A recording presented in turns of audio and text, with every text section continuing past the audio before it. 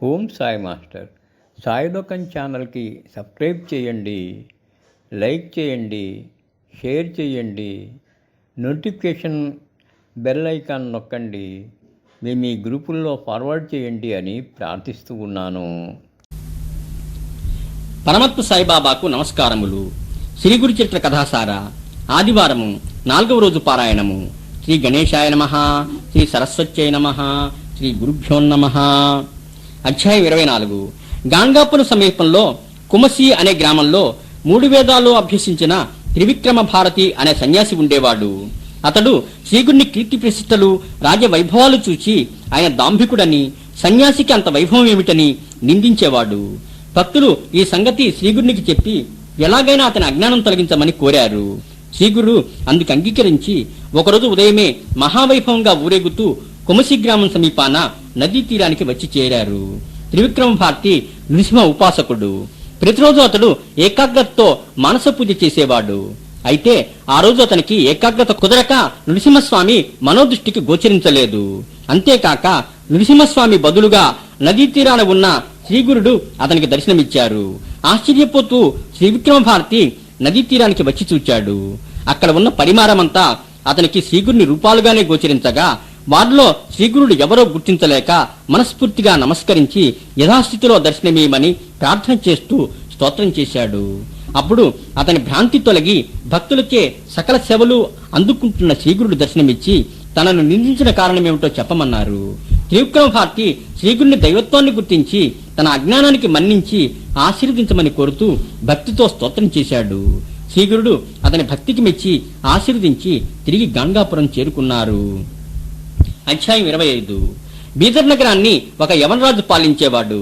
అతడు విద్వాంసుడైన బ్రాహ్మణులకు బాగా ధనమిచ్చి తన ఆస్థానంలో వేదపట్నం చేయించేవాడు.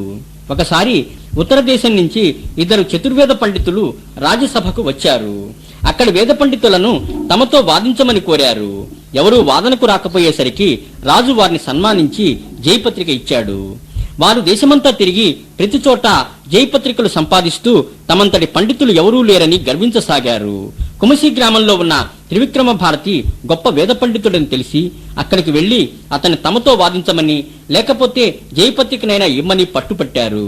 త్రివిక్రమ భారతి, నేను పండితుడిని కాను, తపస్విని. నాతో వాదించినందువల్ల మీకు వనగూరే ప్రయోజనం ఏముంటుంది అని నిరాకరించాడు.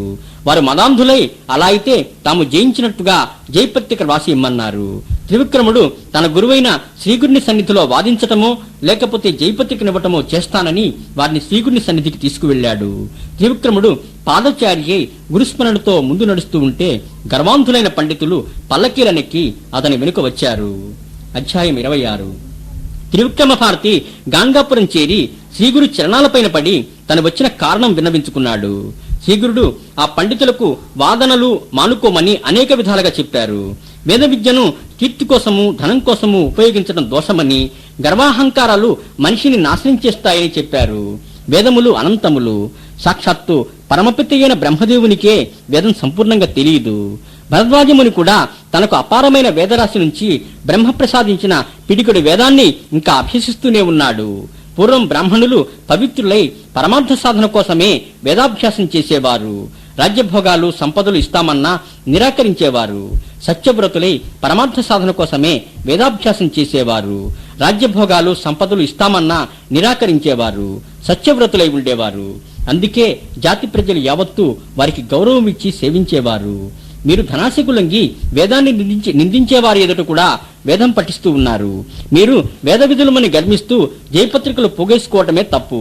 అది చాలక సన్యాసి అయిన త్రివిక్రమ భారతిని కూడా వాదానికి రమ్మంటూ ఉన్నారు. ఇంతటి దురహంకారం తగదు అని శ్రీగురుడు వారికి చెప్పారు. అంతా విని కూడా ఆ బ్రాహ్మణులు, అదంతా మాకనవసరం, మేము రాజాజ్ఞతో తిరుగుతున్నాం. త్రివిక్రముడు మీ ఎదుట వాదన కానీ జయపత్రిక ఇవ్వటం కానీ చేస్తానన్నాడు. అలాగే ఏదో ఒకటి చేసి తీరాలి అని పట్టుపట్టారు. అధ్యాయం 27. మందమతులైన ఆ బ్రాహ్మణులు శ్రీగురుని యోగ్యత ఏమిటో గుర్తించలేకపోయారు. అప్పుడు శ్రీగురుడు ఆ త్రోవలో పోతున్న ఒక చండాలుని తన దగ్గరకు తీసుకురమ్మని శిష్యులను పంపాడు. అతను వచ్చి, నేను మాతంగుడనే పేరు గలవాడిని, ఎంతో కాలం తమ ఆశీస్సుల కోసం ఎదురు చూస్తూ ఉన్నాను అని భక్తి శ్రద్ధలతో శ్రీగురునికి నమస్కరించాడు. శ్రీగురుడు శిష్యుల చేత నేలపైన 7 గీతలు గీయించి మాతింగుడి పైన తమ కృపాదృష్టిని సారించి భస్మం చల్లి ఒక్కొక్క గీత దాటి రమ్మన్నారు. అతడు మొదటి గీత దాటి తాను వనాలను రక్షించే కిరాతుణ్ణి అన్నాడు. రెండవ గీత దాటి గంగాపుత్రుడని, మిగతా గీతలు దాటుతూ తాను శ్రమ చేసే శూద్రుడనని, వేద పారంగతుడైన ఉపాధ్యాయుడైన బ్రాహ్మణుడని తన పూర్వజన్మల గురించి చెప్పాడు. అతనిపై శ్రీగురుడు మంత్రించిన భస్మం చల్లటంతో ఈ పూర్వ జ్ఞానమంతా అతనికి కలిగింది. శ్రీగురుడు అతన్ని ఆ పండితులతో వాదించమని ఆజ్ఞాపించారు. వెంటనే మాతంగుడు అనర్గళంగా వేదశాస్త్రాలు పఠించటం మొదలుపెట్టాడు. ఇదంతా చూచి మదోన్ముక్తులైన ఆ పండితులు భయపడ్డారు. శ్రీగురుని మహిమ గుర్తించి వారు ఆయన క్షమాభిక్ష వేడారు. తమ తప్పులు మన్నించమని కోరారు. పశ్చాత్తాపంతో కొంత దుష్కర్మ నశిస్తుందని, చనిపోయాక రాక్షస జన్మ వచ్చి 12 సంవత్సరాలు గడిచాక ఒక వేద పండితుని వల్ల ఆ దోషం తొలగుతుందని వారికి చెప్పారు. పండితులు నదీ తీరానికి వెళ్లి అక్కడే గుండెపొట్టు వచ్చి మరణించి రాక్షస జన్మ ఎత్తారు. ఆ తర్వాత అంతా శ్రీగురుడు చెప్పినట్టే జరిగింది. అధ్యాయం 28. పూర్వజన్మస్థితి కలిగిన చండాలుడు శ్రీగురునికి నమస్కరించి, పూర్వజన్మలో వేద విదుడనైనా నాకు ఇప్పుడు ఈ జన్మ ఎందుకు వచ్చిందో వివరించమని కోరగా శ్రీగురుడు ఏ పాపాలు చేస్తే ఏ జన్మలొస్తాయో వివరించి, నువ్వు ప్రతిరోజు సంగమ స్నానం చేసినట్లయితే ముందు జన్మలో బ్రాహ్మణుడిగా జన్మిస్తావని చెప్పారు. అయితే అతను అందుకు అంగీకరించక, మీ కృపతో నేను పవిత్రుడనయ్యాను, మీ మహిమతో నాకు బ్రహ్మజ్ఞానం ప్రసాదించి బ్రాహ్మణుడిగా చేయమని ప్రార్థించి ఇంటికి వెళ్లకుండా అక్కడే కూర్చున్నాడు. అతని భార్య వెతుక్కుంటూ అక్కడికి వస్తే తాను బ్రాహ్మణుడనని, తన్ను ముట్టుకోవద్దని వెళ్లిపోమ్మని అన్నాడు. అప్పుడు ఆమె దీనవదనంతో శ్రీగురునికి నమస్కరించి ఇతనికి మతి చెలించింది, మీరే రక్షించాలి, లేకపోతే నేనిక్కడే ప్రాణత్యాగం చేస్తాను అన్నది. శ్రీగురుడు, లగ్నమాడిన ఈమెను నీవిప్పుడు త్యజించరాదు, అలా చేస్తే ఎంతో దోషం వస్తుంది, సంసారం చేస్తూనే నీవు క్రమంగా ముక్తి పొందగలవు అని మాతంగునితో అన్నారు. మీ దయవలన నాకిప్పుడు బ్రాహ్మణుడు అనే జ్ఞానం కలిగింది, ఇప్పుడు ఎలా ఈమెతో సంసారం చేయగలను అని మాతంగుడంటే, శ్రీగురుడు లోభి అయిన ఒక బ్రాహ్మణుని అక్కడికి పిలిపించి మాతంగుని సంగమానికి తీసుకుని వెళ్లి స్నానం చేయించమన్నారు. అలా చేయగానే అతనికి వంటికంటిన భస్మం బదలి పూర్వజన్మ జ్ఞానం అంతరించి భార్యతో కూడా వెళ్లిపోయాడు. శ్రీగురుని లీల చూచి అందరూ ఎంతో ఆనందించారు. అధ్యాయం 29. శ్రీగురుడు త్రివిక్రమ భారతికి భస్మ రహస్యాన్ని వివరించాడు. కృతయుగంలో వామదేవుడనే మహర్షి ఉండేవాడు.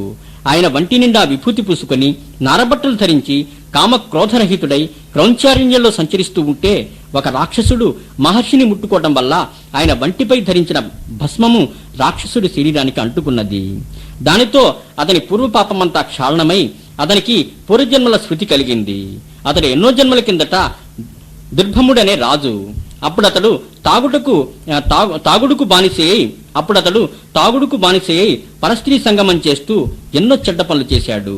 ఫలితంగా నరకంలో ఎన్నో కష్టాలు అనుభవించి పిశాచి అయి 100 ఏళ్లు తిరిగాడు. తర్వాత ఎన్నో ప్రాణులను హింసిస్తూ తింటూ ఉన్నాడు. ఏ కొంచెమో పూర్వపుణ్య విశేషాన అతనికి వామదేవ మహర్షి దర్శనం కలిగింది. తనకు పూర్వజన్మ స్మృతి కలిగి ఎంతో శాంతి కలగటానికి కారణమేంటో చెప్పమని ప్రార్థిస్తే వామదేవ మహర్షి అదంతా తాను ధరించిన భస్మ మహిమని చెప్పారు. పూర్వం ద్రవిడ బ్రాహ్మణుడొకడు దురాచారుడై కర్మభ్రష్టుడై తాగుడుకు బానిస అయి వ్యభిచరిస్తూ ఉండేవాడు. ఒకసారి అతడు స్పృహ తప్పి పడిపోయి ఉండగా శవమనుకొని పీక్కు తినటానికి ఒక కుక్క వచ్చింది. దాని వంటిపై ఉన్న భస్మం అతడి శిరస్సుపై పడింది. ఆ ఫలితంగా అతను మరణించగానే శివదూతలు వచ్చి అతనిని కైలాసానికి తీసుకువెళ్లారని చెప్పి వామదేవ మహర్షి భస్మాన్ని అభిమంత్రించి రాక్షసుడికిస్తే అతడు దానితో త్రిపుండ్రం ధరించి దివ్యదేహంతో తేజోమూర్తి స్వర్గానికి వెళ్ళాడు. శ్రీ దత్తాయ గురవే నమః, శ్రీ శ్రీపాద శ్రీవల్లభాయ నమః, శ్రీ నృసింహ సరస్వత్యై నమః, శ్రీ సమర్థ సద్గురు సాయినాథాయ నమః, శ్రీ గురుదేవ దత్తాత్రేయ స్వరూప శ్రీ సాయిబాబా. మీ అనుగ్రహం వల్ల శ్రీ గురు చరిత్ర ఆదివారం పారాయణ పూర్తి చేశాను. నా యందు కరుణించి మీ యందు పరిపూర్ణ భక్తి విశ్వాసాలు, ఆయురారోగ్య ఐశ్వర్యాలు, శాంతి ఆనందాలు ప్రసాదించండి బాబా. ఓం సాయి మాస్టర్. సాయిలోకం ఛానల్కి సబ్స్క్రైబ్ చేయండి, లైక్ చేయండి, షేర్ చేయండి, నోటిఫికేషన్ బెల్ ఐకాన్ నొక్కండి, మీ గ్రూపుల్లో ఫార్వర్డ్ చేయండి అని ప్రార్థిస్తూ ఉన్నాను. ఓం సాయి మాస్టర్. సాయిలోకం ఛానల్కి సబ్స్క్రైబ్ చేయండి, లైక్ చేయండి, షేర్ చేయండి, నోటిఫికేషన్ బెల్ ఐకాన్ నొక్కండి, మీ గ్రూపుల్లో ఫార్వర్డ్ చేయండి అని ప్రార్థిస్తూ ఉన్నాను.